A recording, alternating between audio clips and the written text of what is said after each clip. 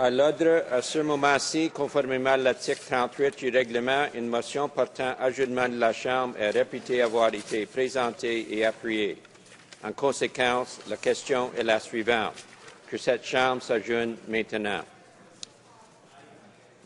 L'honorable député de Laurier-Sainte-Marie. Merci, Monsieur le Président. Monsieur le Président, ce débat fait suite à la question que j'ai posée en cette Chambre le 23 octobre. Quand on a appris que la PDG de Rio Tinto Alcan conseille le gouvernement à propos de la fusion de ce qui était l'ACDI au sein du ministère des Affaires étrangères et du Commerce international. Monsieur le Président, j'aimerais commencer ma brève allocution en étant bien clair. Je n'ai rien contre le commerce.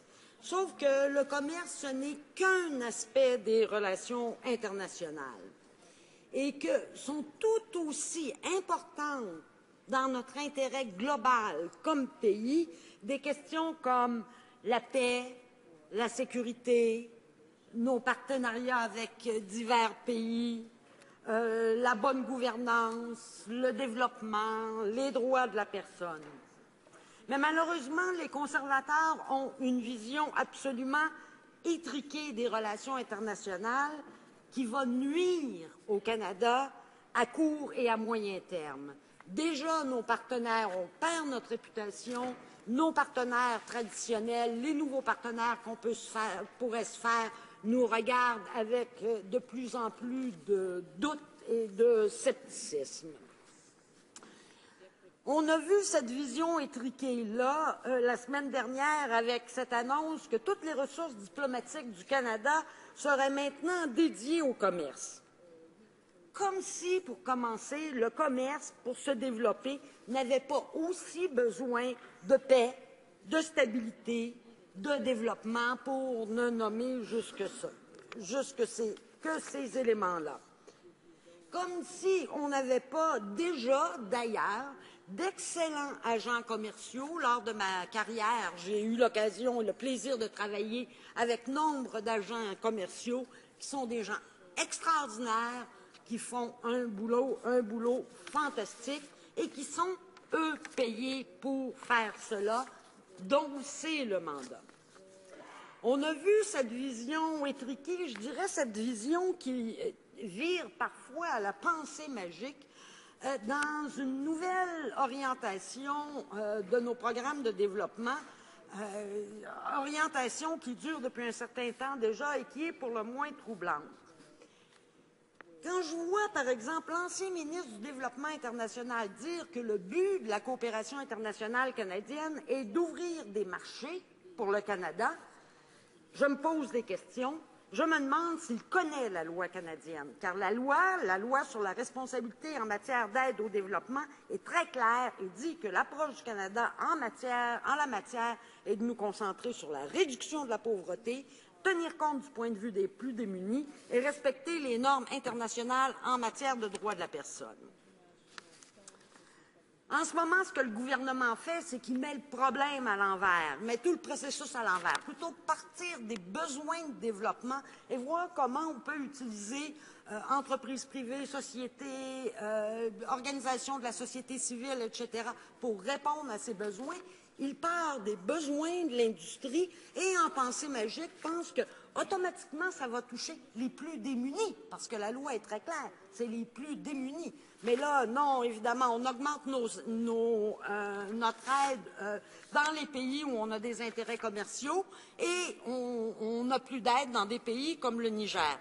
Je vois que je dois accélérer, Monsieur le Président, donc je vais revenir à ma question de base, qui est après avoir laissé le lobby des armes à feu décider de notre politique sur le commerce des armes, les conservateurs vont-ils laisser l'industrie minière déterminer notre politique en matière d'aide étrangère? Merci, Monsieur le Président. L'honorable secrétaire parlementaire du ministre du Développement international. Thank you, Mr. Speaker, for allowing me this opportunity to respond to the question from the honourable member from Laurier-Sainte-Marie. Mr. Speaker, private sector companies have a vital role to play in advancing Canada's global development objectives. In fact, the question that the member opposite should be asking is not if we should be engaging with the private sector, but instead how, as in how can Canada's partnerships with the private sector yield the best possible results for the world's poor. Kyle Matthews is Senior Deputy Director of the Will to Intervene project at the Montreal Institute for Genocide and Human Rights Studies at Concordia University. He had this to say on November the 2nd in the Ottawa Citizen, and I quote, "We cannot exclude the private sector. The Canadian aid shake-up is an opportunity to innovate and modernize. Canada can open up a space that will allow a whole new generation of international development practitioners and organizations to emerge and strengthen our aid program. The simple fact of the matter is this: few other sectors are as well equipped to create the sustainable economic growth required to help people go from dependency to self-sufficiency. Meaningful jobs, better education and training, and improved health and nutrition for mothers and children can all lead to an increased likelihood of overcoming poverty. And these are all increasingly attainable when the private sector is better connected to global development efforts. These are not new conclusions, Mr. Speaker. Just last summer, the President of Guinea wrote in an open letter that the future for his country will, among others, and I quote, be built on healthy partnerships between government and the private sector, end of quote. And ever-popular humanitarian and musician Bono agrees, and he said, aid is just a stopgap. Commerce and entrepreneurial capitalism take more people out of poverty than aid, end of quote. The same idea applies in other developing countries, many of them where Canada has strong development presence and where investments from Canadian private industry can make an incredible difference. We must capitalize on that. With weak domestic private sectors and insufficient tools and policies in place to encourage private sector-led economic growth, many developing countries are losing out on the opportunities that a robust private sector can create. It does not have to be this way, but to counter these missed opportunities, to get the best results for the world's poor and vulnerable, we must approach development from a new angle. This means engaging all possible sectors, Mr. Speaker, to capitalize on the expertise each brings to the table. Our government's partnerships with the private sector has already had positive results for many around the world. For example, our government works along with TEC and the Micronutrient Initiative to support the Zinc Alliance for Child Health. This partnership supports the development of zinc treatment programs to improve nutrition and help save children's lives. Our government also works with World Vision Canada and Barrick Gold via the Building Collaboration for Sustainable Economic Growth in Peru project to increase income and standard of living of families working within the mining operations. This, Mr. Speaker, will ultimately help to strengthen the new Department of Foreign Affairs, Trade and Development. Most importantly, it will help to better define the role that Canada's private sector can and must play to advance Canadian development objectives abroad. Thank you, Mr. Speaker. Honorable député de Laurier-Sainte-Marie. Merci beaucoup, Monsieur le Président. Monsieur le Président, mon honorable collègue dit qu'on ne peut pas ignorer le secteur privé. C'est évident qu'on ne peut pas ignorer le secteur privé. Et pose la question toute rhétorique de comment on peut utiliser mieux le secteur privé. La réponse à ça est de partir des besoins et du point de vue des plus démunis. Et c'est ce que dit la loi, d'ailleurs.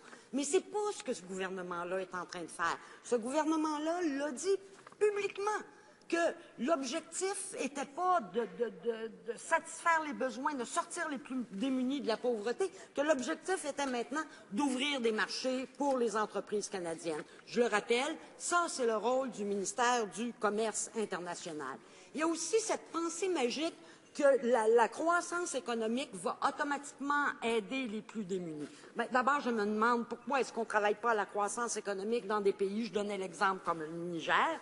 Et il ne faut pas oublier aussi que s'il n'y a pas une bonne gouvernance, s'il n'y a pas un système de taxation dans les pays efficace, ça n'aidera pas forcément les plus démunis. Merci beaucoup, Monsieur le Président. The Honourable Parliamentary Secretary. Well, thank you, Mr. Speaker, and I believe that we've covered much of the ground that my colleague states. So I'd like to take this opportunity to highlight our government's swift and effective response to the recent disaster in the Philippines brought on by the horrific typhoon. Canada is the fourth largest contributor to this effort and has been congratulated by the member opposite, who had this to say: Écoutez, on est content de la réponse du gouvernement, la réponse du ministre du gouvernement assez rapide de l'annonce supplémentaire aujourd'hui. And I end that quote. The member's colleague from Davenport was also impressed with our response, and I quote, "We think this is the right move on the part of the government. I think that these are the right ways to go, and again, we also encourage Canadians to take advantage of the matching commitment of the federal government and donate to charities that are working very hard to get that aid on the ground in the Philippines." And Mr. Speaker, before I finish, I'd just be remiss if I didn't highlight that yesterday I was in Washington at the Global Fund Replenishment Conference, where Canada announced $650 million to the Global Fund in its replenishment. We know that fund is doing very good work. It's working with many of our partners internationally, and we know and congratulate them on that. Thank you. L'honorable député